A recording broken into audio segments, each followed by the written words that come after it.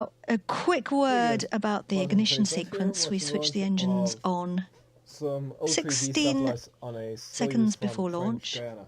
That gives us time to I didn't get to watch the throttle up progress launch and slowly the quick rendezvous they to had, make sure so they're working screw for properly. both of À tous de TDO, attention pour moins une minute. that. So, a bit tired. Top, à 0 moins une minute. We are 1 minute to launch, and we are orbiting the next 4 satellites in the O3b constellation, which Thales Alenia Space built for SES networks. And we are flying on board the 22nd Soyuz to launch from the Guyana Space Center. We're 40 seconds to launch. Soyuz switching to onboard power. Let's watch. Lagage du Mac KZM. Umbilical has attached. À tous de DDO, attention pour le début de la séquence d'allumage du lanceur. Top, à 0 moins 20 secondes. Lagage du Mac VKM, allumage triétage. À tous de DDO, attention pour le décompte final. 10, 9, 8, 7, 6, 5, 4, 3, 2, 1. Top, décollage UVS 22.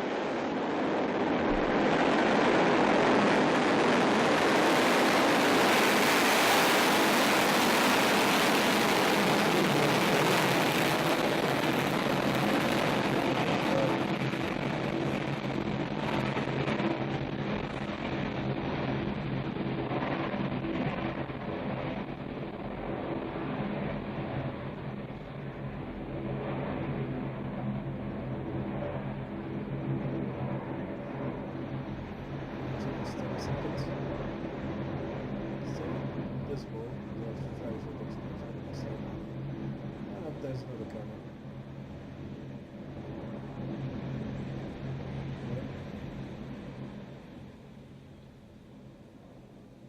La propulsion est nominale. We are off.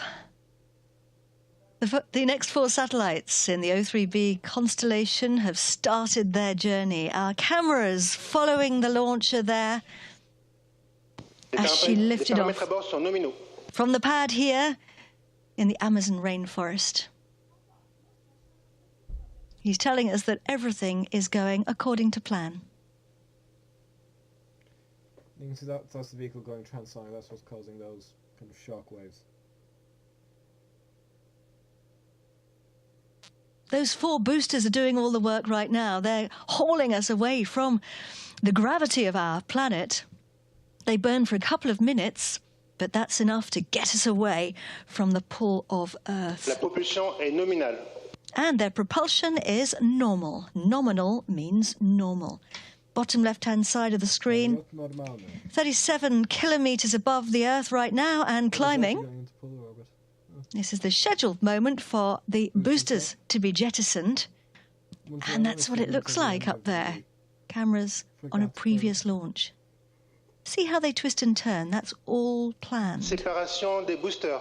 And that's been confirmed. We have separated our boosters. And I can hear the sound of the Soyuz here now over the Mission Control Center, which is about 20 kilometers from the pad. It takes a while for the sound to get to us. Oh, yes, that's just Trajectory on the top right-hand side, the planned trajectory is the yellow curve, and the cross is the actual position of the launch vehicle. You can see that we're climbing.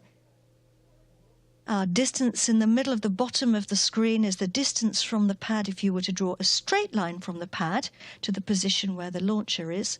And then our speed Les on the paramètres bottom sont right. nominaux. Speed on the bottom right is our speed per second, kilometers per second. We're traveling at 2.19 kilometers per second. As we turn around, we're getting a good shot here of the fairing. which will be That's the top dropped of the launch vehicle, and inside there are our satellites. It's protecting us from the rigors of the launch, various things. the sound at liftoff, the acoustic vibrations at liftoff. Don't think you need me to tell you how loud that is. Le lanceur est stable. He's telling us the launch vehicle is stable. And also, of course, friction, because if you look at the bottom right-hand side of the left-hand side of the screen, we are now 120 kilometers above Earth. Until now, we've been flying through the dense part of the atmosphere, but we no longer have friction because we are in space. So we can jettison our fairing. Séparation de la coiffe. And that's now been confirmed. We have jettisoned the fairing, and we can see our satellites for the first time.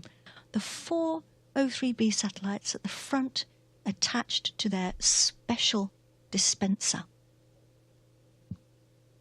And in the middle, can you see a gap between the third stage and the second stage? Well, that's there on purpose with the lattice area. That's because Soyuz uses what's called a hot stage technique.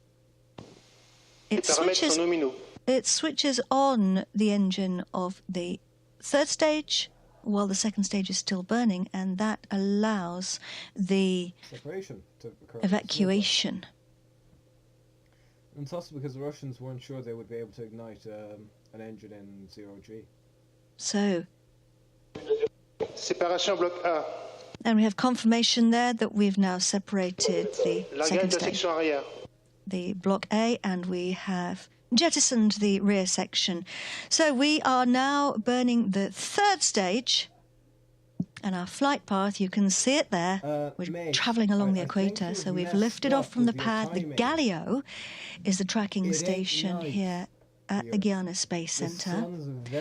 And the next one to pick us up will be the Natal tracking station. These computer-generated images are a simulation of what the experts have planned. And it's what they've calculated is happening to the launcher and the satellites. La propulsion bloc I est nominale. The propulsion's normal. So basically what they do is they take all the information, all the data, and all the schedule of events that is based on extremely accurate predictions, dedicated. I didn't get a chance to read it. If he puts it up again, I shall translate it for you. They put all of that into the computer, which then generates these images for us and allows us to visualize what's happening up there in space. Because, of course, what happens in space is something we can't actually see with our own cameras.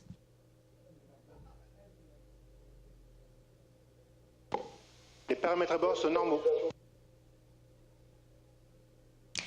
We lifted off from the pad 6 minutes and 52 seconds ago. It was a spectacular launch.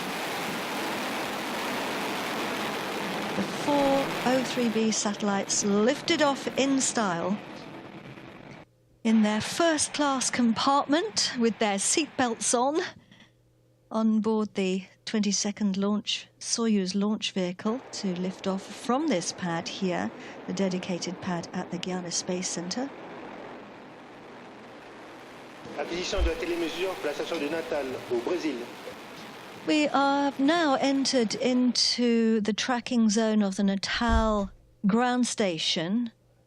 The range operations manager has just confirmed that Natal have picked us up, so you can see it there. It's on the northeastern coast of Brazil. The tracking stations, often known as downrange stations. The range is the spaceport, but also all the other associated buildings across the planet which pick up the signal as we fly over. And this allows us to track what the launch is doing in real time, but also to check afterwards, make an evaluation. And Soyuz, for Soyuz, the flight data from the rocket does go via Moscow first to be validated. Sometimes it can take a little time for us to get confirmations.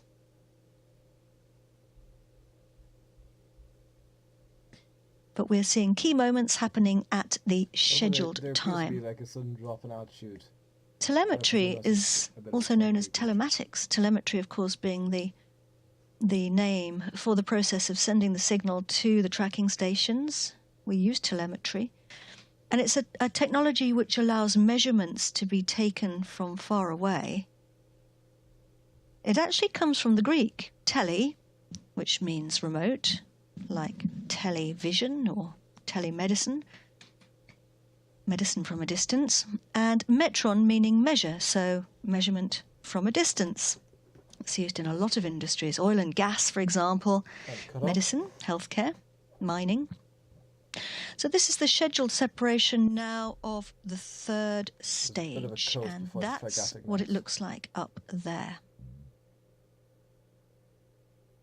Séparation frégate. And we have that confirmed by the Range Operations Manager. We've separated the third stage, and we are getting close now to the next phase of the journey, where the upper stage will take the wheel. It's preparing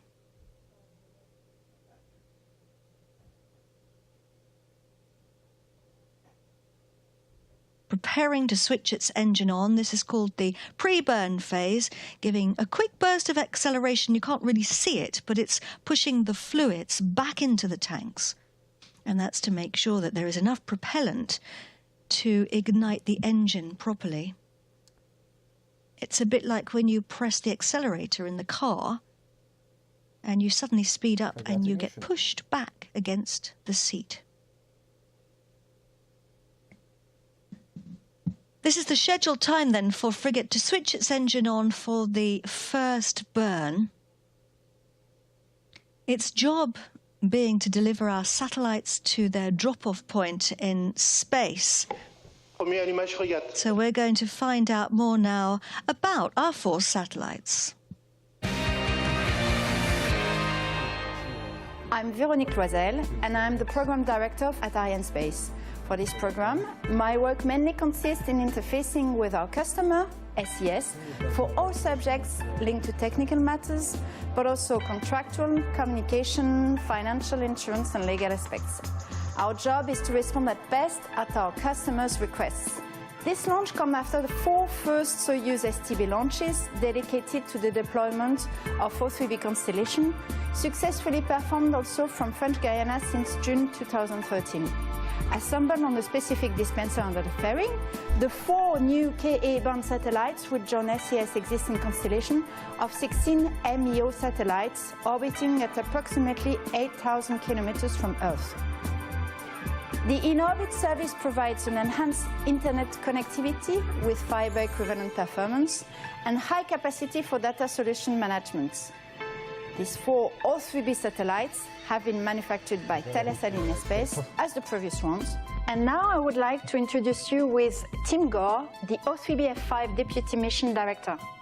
Tim, could you provide us with some explanation on O3b satellites and the mission of this constellation? Sure. As the only operationally and commercially proven non-geostationary satellite orbit broadband constellation, the O3b MEO system has been successful since its first launch in 2013. The unique high-throughput O3b constellation has been imperative in helping SES achieve its bold vision of changing lives by connecting people. Its proven impact can be felt by customers operating in nearly 50 countries today.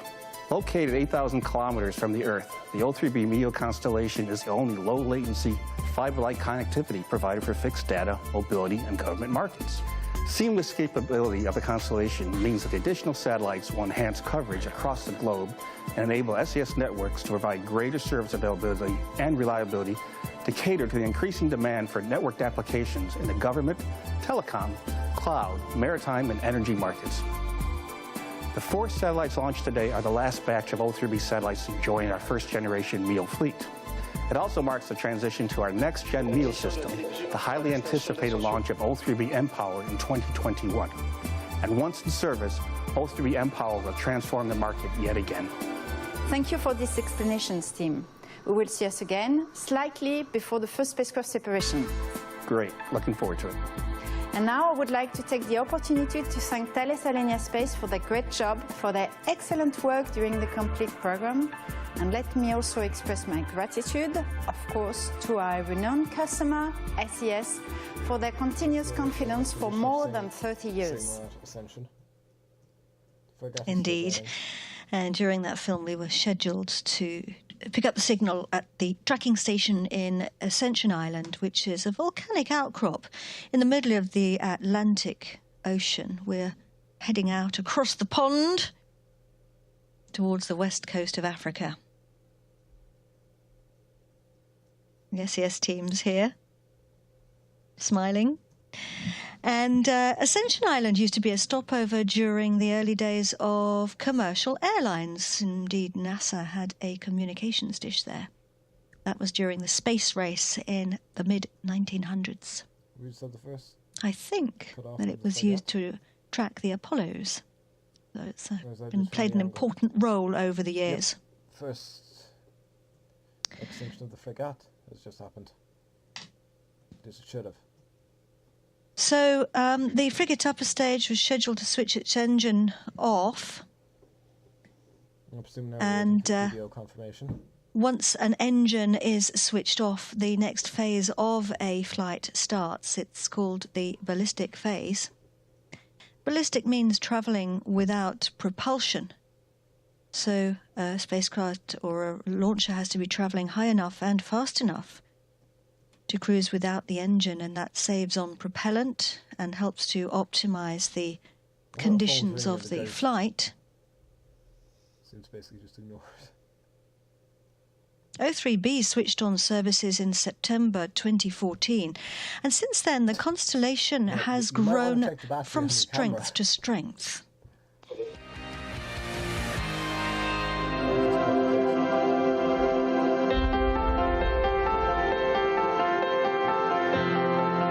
In 2009, SES's investment in the O3b Medium Earth Orbit, or MEO constellation, marked a new venture into non-geostationary satellites. This pioneering move disrupted the traditional satellite market and established SES's vision to connect the underserved on a global scale. Vision became reality in 2013 with the first MEO satellite's launch. And here today in the jungles of French Guiana, we launched O3b. For the last few years, our life at O3b has been about building stuff. From today, that all changes. From today, our business is about our customer's company, and we aspire to be the team that you choose to work with. Ever since, the O3b constellation has delivered against its bold vision. Today, the O3b system delivers to nearly 50 countries around the world. And now if you go to the DRC or to South Sudan or to Chad or to the Amazon or large parts of the Pacific, what you see is people connected to the internet, connected to the world's marketplace and the world's universities, connected to the world's health systems. We've had a dramatic impact.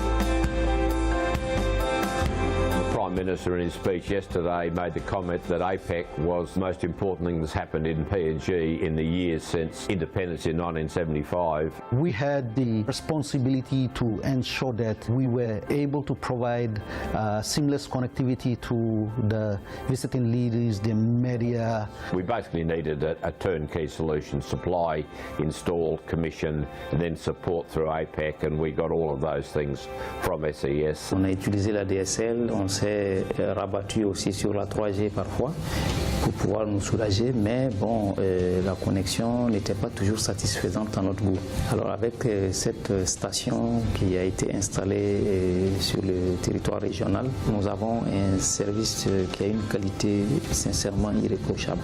Avec cette station O3b, cet outil qui vient s'ajouter donc à tout l'arsenal juridique qu'on a et tout, va nous permettre bien sûr de chercher des plateformes pour une e-gouvernance au niveau de la région. Gracias a la solución que implementamos de O3b MEO, pues Entel hoy en día brinda a todos sus usuarios 4G en su red.